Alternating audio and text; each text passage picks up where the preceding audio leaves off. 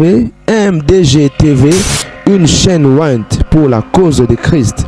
Mafuta ya sika, mafuta ya sika, mafuta ya sika.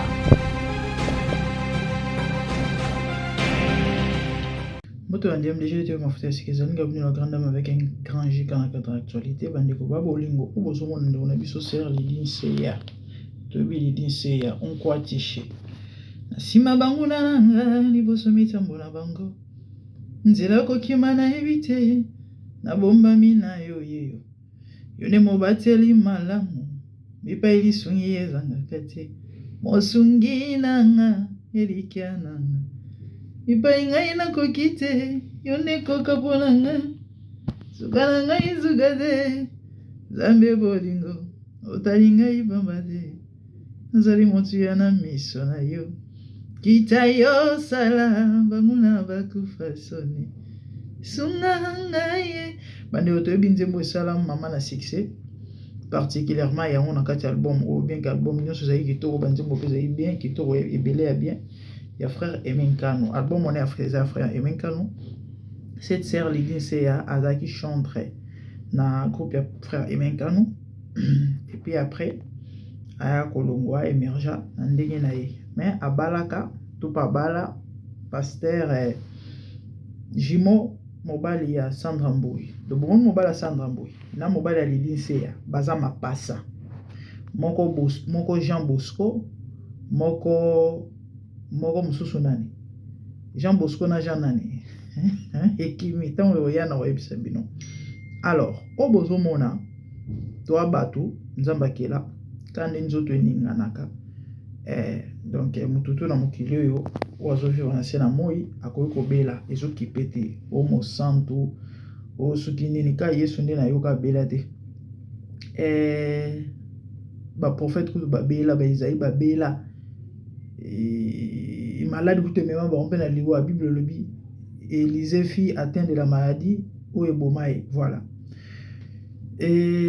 ndeko na biso bandeko ka nde to bela ka bela ki bino boli ba congolais ba problématique soki pe nani oyo foza kaka moko ya bato oyo na habité sauver bato ba no retraité na hôpital to kaka ba proche na yo ba rotali na hôpital bandeko bazu image ba publier yango et qu'est-ce que les gens ont écrit la sœur Lydie c'est entre la vie et la mort bandeko na ngai bolimbisa si pour na tia téléphone entre la vie et la mort, quelle méchanceté. Vie et la mort ya nini muto abeli muto nyonso na mokili o abelaka so muto abeli bino boya ko publier ba loba entre la vie et la mort bino bo souhaita ba mawa bato ba malheur bato pourquoi quelle méchanceté congolais photo tika bizaleli oyo ya malamu te bible zo loba o ba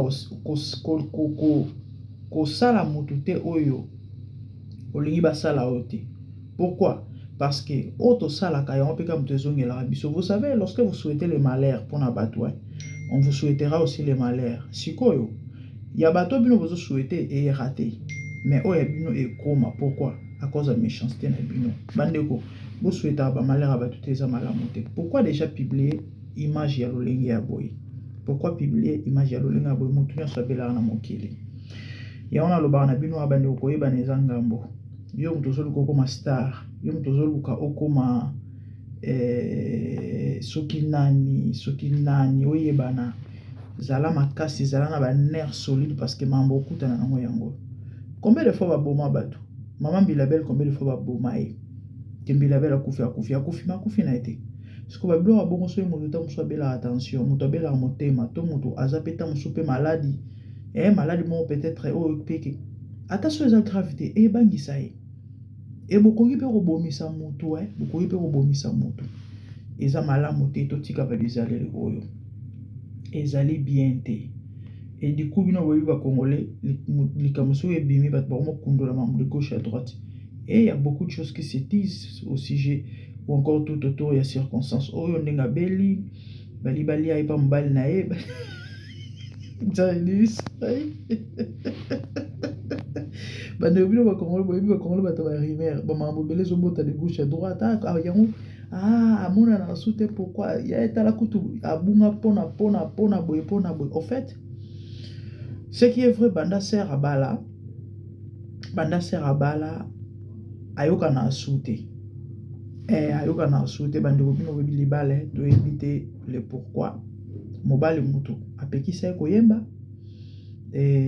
asala so album te parce que ezalaka surtout to bande na biso bakasi baza makasi mibale baluba généralement baza ba dictateur qui parato mosala nzambo nani boyebi ser oyo Lili Sumbela nani nalinga nzembo mingi nzembo oyo namona nkembo na yawe esala succès sero yemba nzembo pèlerin Lili Sumbela mwasi ya Jean Baptiste Sumbela je crois bien mobile na parmi ba passer minene ya Congo ya kala ba passer ya mwa mikolo ya kala ba ebani pe passer Jean Baptiste batobele ba ebie Jean Baptiste mutapikisa Lili oya yemba lisusu te donc du coup c'est wana ando yemba banzembo kitoko bandeko banzembo penda oto bando benga banzembo ya nzambe ya banzembo lelo to boso mona kotiki lelo ya désordre non banzembo pendo ka pendo ki nzembo sentir que non moteme simbami mobile mutapikisa ye mobile na ye moto apekisa ye so pe zuwa bo tam so ba producteur bo lingele mo sine to ebité mais est-il que apekisa ye bato bele ba yebi ser lidi mobile moto apekisa ko yemba to ebité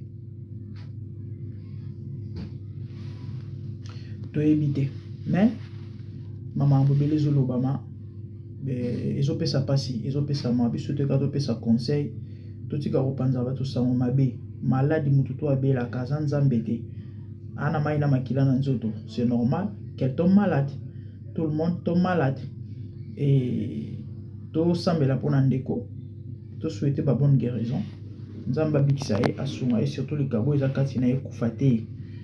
En tout cas personnellement na tie commentaire te mais est-il que na lobara na bandeko basi et même mibali il faut qui servait le Seigneur keba likaboza nango okope okuta na partenaire a étouffer yango ezalaka yango tango bozo ko sala ba choix faites vos choix avec le Seigneur. Je ne confirme pas, c'est juste un conseil parce que il y a beaucoup de réalité là. On peut un exemple c'est Lili a mobile pekisa ko yembela nzambe voilà donc l'ikabo peut être étouffé par un mobile to moi shokutena.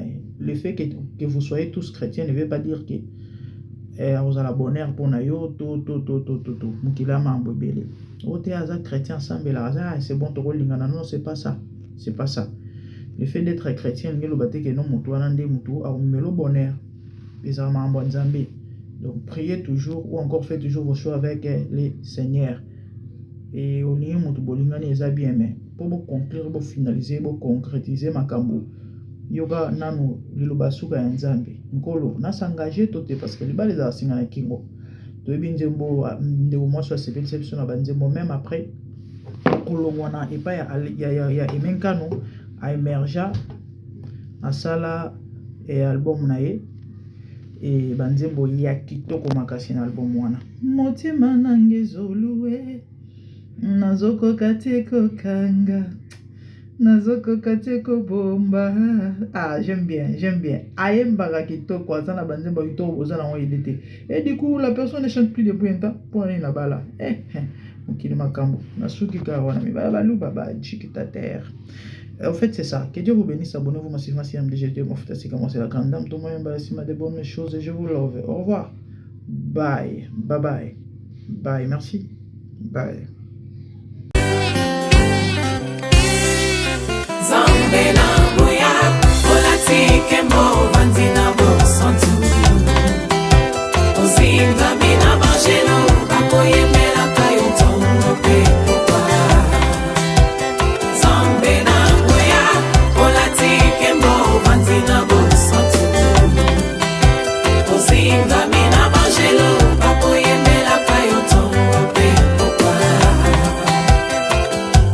MDG TV, une chaîne Wint pour la cause de Christ. Mafuta ya Sika.